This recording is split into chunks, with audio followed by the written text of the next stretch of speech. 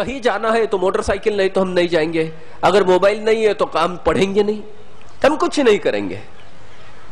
आहिस्ता आहिस्ता इन सभी सुविधाओं ने हमारे पूरे युवा को गुलाम बना दिया। अभी ये गुलामी की भी एक ये है, जब आदमी का सिर्फ एक मालिक होता है तो आदमी गुलाम होता है, गुलाम के कभी 10 मालिक नहीं होते हैं।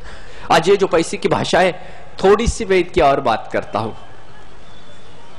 ये जो कागज के टुकड़े हैं ना, जिसके ऊपर लिखा है मैं धारक को 50 रुपए अदा करने का वचन देता हूं, आपने पढ़ा है क्या? नोट के ऊपर लिखा होता है मैं उसको 500 रुपए अदा करने का वचन देता हूं, नीचे गवर्नर की सही होती है, एक साइन होती है। अगर इसको हम रिजेक्ट करेंगे लेने के लिए तो सीधा जेल भेजा जाएगा हमें। हाई पावर्ड मनी जिसको बोलते हैं, इसके पीछे सरकार की पावर होती है। सरकार हमारे ऊपर राज क्यों कर सकती है मालूम है? सिर्फ 2 चीज सरकार के पास होती है, एक होती है पुलिस और दूसरी होती है मिलिट्री। और कानून सरकार का होता है, आम आदमी का नहीं होता है। पुलिस का पगार जब सरकार देती है तो पुलिस सरकार के लिए काम करेगी, मिलिट्री का पगार सरकार देती है इसलिए मिलिट्री सरकार के लिए काम करती है। हम लोग सरकार से क्यों नहीं लड़ सकते मालूम है? क्योंकि लॉ एंड ऑर्डर और मिलिट्री ये दोनों सरकार के पास होती है, आम आदमी के पास नहीं होती है। ये सरकार की ताकत होती है। अगर आपने कुछ बोला ये सरकार के खिलाफ है, ऐसा सरकार को लगा तो सीधा कानून के अंदर आपको अंदर डालेगी, पुलिस उठा के ले जाएगी, आप कुछ नहीं कर पाओगे, है ना? इसी तरीके से सरकार जो नोट बनाती है जिसके ऊपर लिखा होता है इसको 500 रुपए बोल के आपको लेना है, आप उसको नकार नहीं सकते। सरकार ये कागज के टुकड़े के ऊपर अगर कल लिखेगी ये 5000 रुपए है, ये 5 लाख रुपए है, हमें वो स्वीकारने पड़ेंगे। जब हम बैंक से कोई पैसा लिखते हैं ना, किसी के नाम पे ऊपर हम जब चेक लिखते हैं वो भी एक पैसा ही होता है। हमने किसी को रुपए के 500 रुपए की नोट दी या किसी को हमने चेक दिया 500 का, दोनों को ही पैसा बोला जाता है। लेकिन पहला पैसा वो सरकार ने बनाया हुआ होता है, दूसरा पैसा हम सब खुद बना सकते हैं अपनी साख के हिसाब से। इसके लिए हमें बैंक में अकाउंट होना चाहिए, बैंक ने एक मानना चाहिए कि आपको चेक देने का हम अधिकार देते हैं। हम अपना खुद का पैसा खुद बना सकते हैं, इसके लिए हमें बैंक से व्यवहार करने पड़ते हैं। बैंक के सिवा कोई और नहीं पैसा बना सकता, एक सरकार और एक बैंक। दुर्भाग्य से हम में से पढ़े लिखे लोग भी हमारा खुद का पैसा हम नहीं बनाते, हम वो सरकार की नोट बना के यूज करते रहते हैं। ये जो बात कह रहे हैं समझ में आ रही है ना? पैसा कितने प्रकार का हो गया? अब बातचीत का रूप देते हैं। कितने प्रकार का हो गया? हाँ। 2 प्रकार का। एक हो गया पावर मनी, गवर्नमेंट ने कह दिया हमको मानना पड़ेगा। ये इसकी कीमत 50, इसकी कीमत 500, इसकी कीमत 1000 रुपए, ठीक है। एक तो पैसा गवर्नमेंट ने छापा, इसको बोलते हैं पावर मनी। और दूसरा आपने मेहनत करके और बैंक में डाल दिया। कुछ भी आपने मेहनत की, कोई चीज बनाई, आपने साइकिल बनाई, मोटरसाइकिल बनाई, आपने अनाज खेत में बोया, या आपने कोई नौकरी की, आपने टीचिंग की, और आपने उससे जो कमाया वो कहां डाल दिया? बैंक में। तो ये क्या हो गया? इसको क्या बोलते हैं? Credit money. हाँ, क्रेडिट मनी। अभी अपने देश में 10 लाख करोड़ का कागज वाला पैसा है, नोट वाला पैसा, और 10 लाख करोड़। और ये एक नोट कितनी जगह घूमता है? एवरेज जो पूरी दुनिया के अंदर जो इसके अध्ययन किए जाते हैं ना, और मार्केट में इसको एक से दूसरी जगह जाना, इसको मनी इन सर्कुलेशन बोला जाता है। अर्थ में जो प्रचलन होता है, लेन देन में कितनी जगह बार प्रयोग होता है एक नोट? करीब, आप लोग बताओ, आप लोग भी तो करते होंगे। एक पैसा साल भर में दुकानदार से कहां जाता है? मार्केट में। कोई भी मजदूर के पास, मजदूर कहां लेके जाएगा? फिर बाद में बाजार वाले के पास, बाजार वाला। अब एक सीधा उदाहरण ले लो कि एक आदमी जो है सब्जी बेचता है, तो सब्जी बेचने वाला पैसा किसको देगा? किसान को। किसान फिर किसको देगा? दुकानदार को। दुकानदार वाला फिर किसके पास आएगा? सब्जी वाले के पास। फिर सब्जी वाला किसको देगा? तो ऐसे घूमने में कितना समय कितनी बार घूमेगा एक नोट? माना जाता है कि एक नोट करीब 50 बार घूम जाता है बाजार में साल में। कितनी बार चलता हुआ? तो भारत की अर्थव्यवस्था यदि 10 लाख करोड़ छापे हैं नोट, तो कितनी बड़ी होनी चाहिए? 500 लाख करोड़। तो क्या हमारी अर्थव्यवस्था इतनी बड़ी है? अब इसको अर्थव्यवस्था को जो गिनने का तरीका उसको क्या बोलते हैं? जीडीपी बोले तो जीडीपी। क्या बोलते हैं? ये बात सिखा रहे हैं, ऐसे पूरे हिंदुस्तान को हमें सिखाना है। जिस दिन ये हिंदुस्तान को समझ में आ जाएगा ना, उस दिन हिंदुस्तान में बेईमानी खत्म हो जाएगी। यही सिखाना है। अपने को पता ही नहीं लगता, लूट रहे, लूटे जा रहे। तो अभी हमारी अर्थव्यवस्था कितनी है अनिल भाई? अभी 60 लाख करोड़ की हमारी अर्थव्यवस्था है। 60 लाख 60। तो वो महंगाई पकड़ के है। अगर महंगाई छोड़ दी तो वो 32 लाख करोड़ की ही है। महंगाई उसमें बहुत बड़ी है। तो अब समझ में आया? अभी हमारी अर्थव्यवस्था 60 से 70 लाख करोड़ के बीच में। बाकी कहां चला गया? बाकी है काला धन। बाकी क्या है? तो कितना हो गया काला धन? आप 100 लाख करोड़ मान लो, चलो है नहीं। जीडीपी करीब 60 से 70 लाख करोड़ के बीच, और बाकी सब काला बाजारी। तो यही है 400 लाख करोड़ रुपए काला धन। अब इसको वापस लाना है तो क्या करें? एक उपाय आप लोग बताओ ना, हम नहीं बताएंगे, आप लोग बताओ ना, इसलिए तो बैठा है। अरे नहीं तो पैसा ही जब बदल दो ना, सरकार तो बदलने की बाद में बात है। बदलेगी तो सरकार पैसे को। और ये पैसा कौन छापता है? केंद्र सरकार छापती है कि राज्य? इतना तो पता है सबको। कौन सी छापती है? केंद्र सरकार छापती है।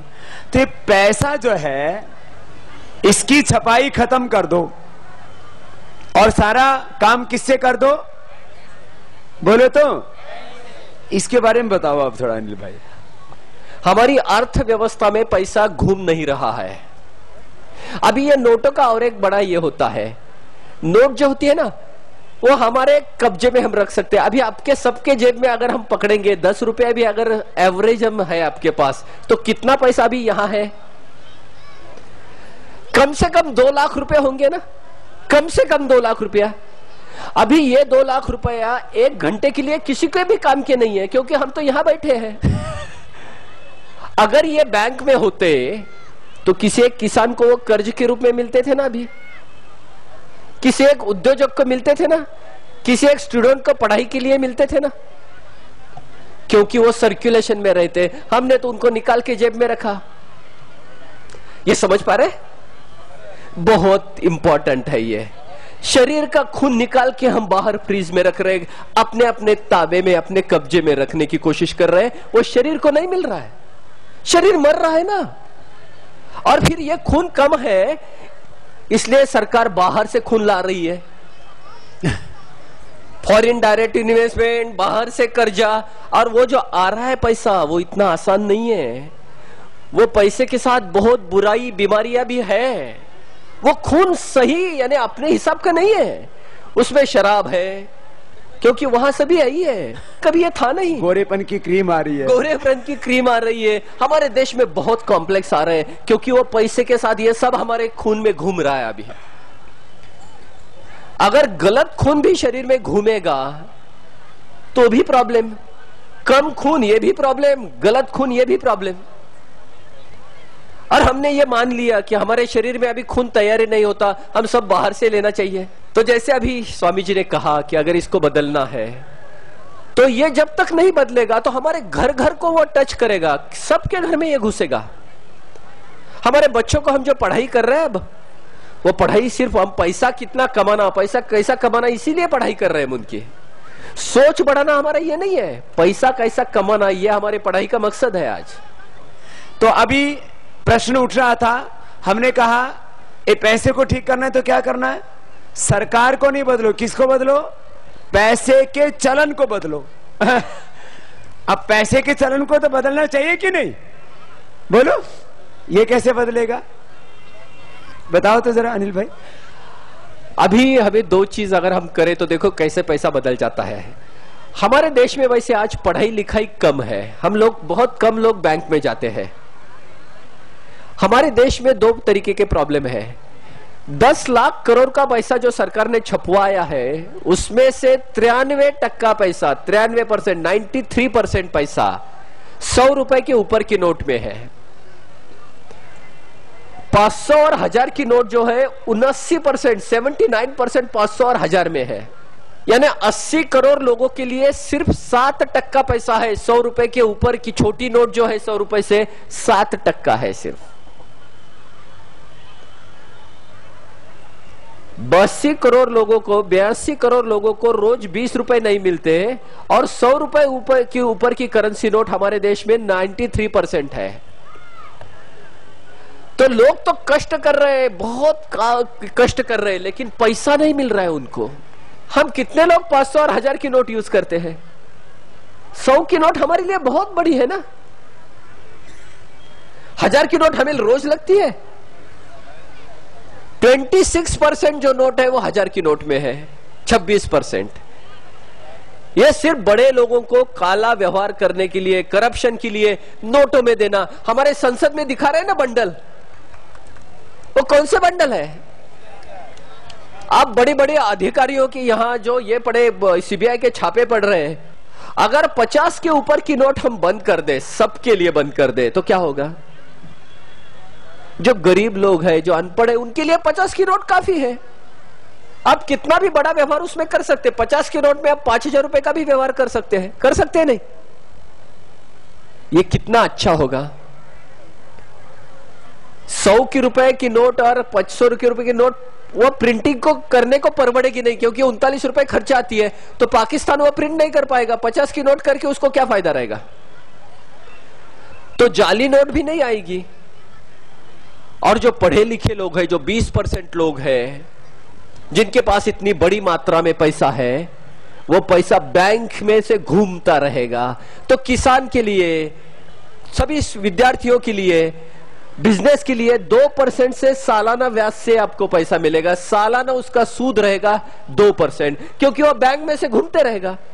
बैंक तो पैसा खुद नहीं यूज कर सकती, वो तो पैसा सिर्फ बांटने के लिए होती है। बैंक किसी से पैसा लेती है और किसी को देती है, बीच में वो ब्याज लेती है सिर्फ। बैंक कभी खुद के पास पैसा नहीं रख सकती, वो कर्ज बोल के दूसरे और को देती है। लेकिन नोटों का ऐसा नहीं होता है। नोट जब मैं यूज नहीं करता तो मेरे जेब में वैसे पड़ी रहती है, भाई किसी और को भी यूज नहीं करने देता। अगर ये पैसा बैंक में से घूमेगा तो हमारे विद्यार्थियों के पास, हमारे किसानों के पास, हमारे उद्योग के पास, व्यापारियों के पास, हमारे गरीब सब लोगों के पास 2% एनुअल, सालाना 2% से कम इंटरेस्ट में वो पैसा घूमते रहेगा। अभी मैं चलते चलते आपको एक बात बताता हूं, स्वामी जी ने आपको बहुत बार हम सबको बताई है। स्विस बैंक में, जो स्विस बैंक हमने नाम तो बहुत बार सुना है ना, हमारा बहुत सा काला पैसा उधर है स्विस बैंक में, स्विट्जरलैंड की बैंक में। अभी देखो, स्विस बैंक में पैसा रखने के बाद उस पे ब्याज नहीं मिलता रखने का। रखने के लिए उसके ऊपर फीस देने पड़ती है।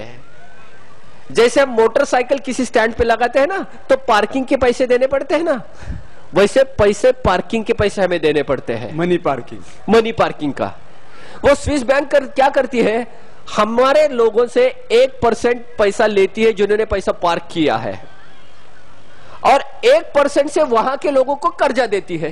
बैंक को 2% मिल गया, एक रखने वाले से और एक लेने वाले से। बैंक तो 2% में मजे में चली, लेकिन हमारे खून और पसीना 1% में पूरा यूरोप में घूमते रहता है। और हमारा किसान यहां जो आत्महत्या करता है, हमारा छोटा उद्योजक जो आत्महत्या करता है, हमें 8% से तो पैसा दो। सालों सालों से हम मेहनत कर रहे हैं, 60 साल हो गए हम आजाद होके। हमारा खून और पसीना पैसे में बदल के 1% से पूरा यूरोप और अमेरिका में घूम रहा है।